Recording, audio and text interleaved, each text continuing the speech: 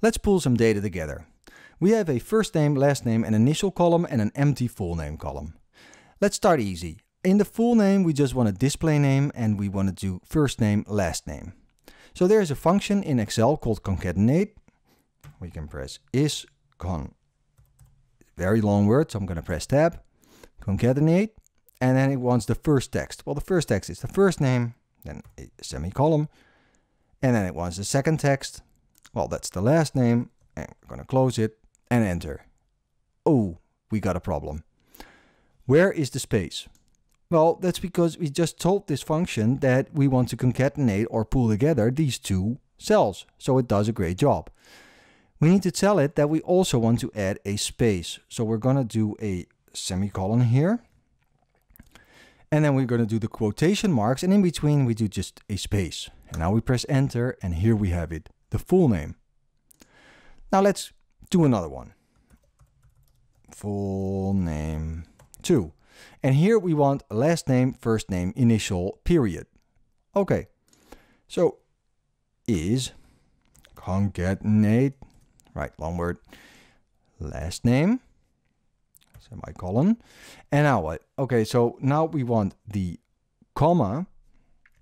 So basically what we're going to do here is in there, we're going to do the comma, because this is going to be the second one. The second text is a comma, but we might also want a space because that looks better. So it's a comma and then a space. And now we get the next one. And what is the next one? The next one is first name. And then we do a semicolon. And we need to remember here that we also need a character because we want the last name and then a space and then a semicolon and then the initial and then another semicolon. We are already in text 6. And now what we want to do here is the period. And then the last thing we need to do is close this function and see what happens. Well, this looks great. All right. So let's copy both of them. Here we have first name, last name, looks great. And now we're going to copy that one. And this one doesn't look that great. Okay, so what happened here? Well, we got a problem that there is a period, a space and a period. How did that happen? Let's take a look at the function. So if we look at the function here, and then a lot is going on. Let's get it here. Full name, last name. I'm just going to zoom out a little so that you can see the other information as well. The problem is here that some of them don't have initials. So the C3 in this case gives an empty string. But because in our function we say we want this nice space and we want this period, we have a problem. How can we solve this? Well, there is an option and you might want to take a look at another video, but we can use an if statement here. How about that? How about if we just add an if statement here? So after this semicolon, everything gets optional because this part, basically this part, we only want this part if there is a value in the initial column. So if there's no value in the initial column, like in this example, you can see it's purple, then we don't want the period, we don't want the space, and we don't really care about C3 because it's empty. We can resolve this by using an if statement. And we could argue that we could do the if statement only on the period part.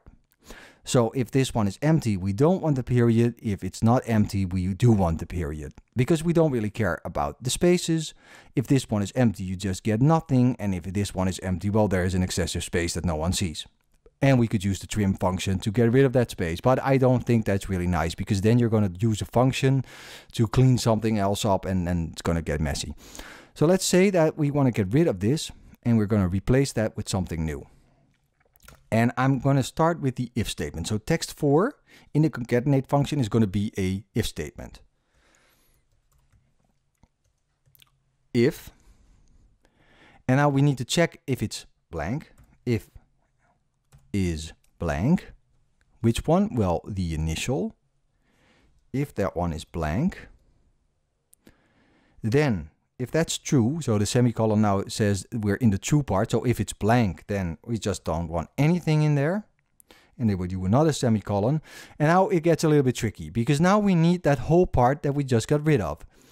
But you might remember, and you can see it from the other examples here, that this is all part of the concatenate function. Every semicolon gives us a new text. So we need to do something different here.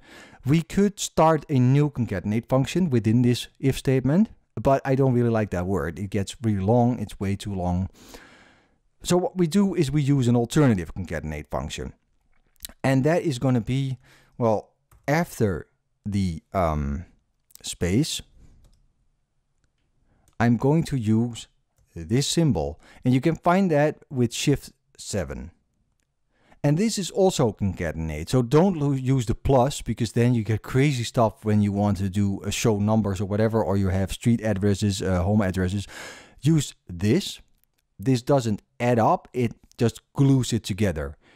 And now we can tell Excel, well, after this, after the space, we want the initial. And then we want to concatenate a period. Okay. And then after that, we need to close this function. And now we have a full function. And I'm going to show you what happened. There you go. Here we have it. So if we use this function, let's just copy that one, because we still have the not so nice ones there. Let's copy that one and see what happens. Well, here you go. And if we want to test this one, and let's copy it there too, we could do the option where we copy everything. And I'm not sure if you are aware of this option, but we can select, and we don't have that many here. If I press my right mouse button, hold it down and go to the right and then back, I get these options and I say copy here as values only. And now everything is gone. So there are no functions and formulas anymore. And now we can check, because are there any excessive spaces? No, there aren't. It's great. It looks great. And this is how you can do concatenation. I'll just undo that one and show you the functions one more time. Here is the first concatenate. Oh, I didn't press undo. And there you have the other one. So here on top is the big one with our if statement, and you can copy that and you can see how it works. And I'll just leave it in there. You can download this file and see how this works. So just be creative. Either use the word concatenate or use the symbol on top of 7. So Shift 7. And that's it. Concatenation. Easy and advanced.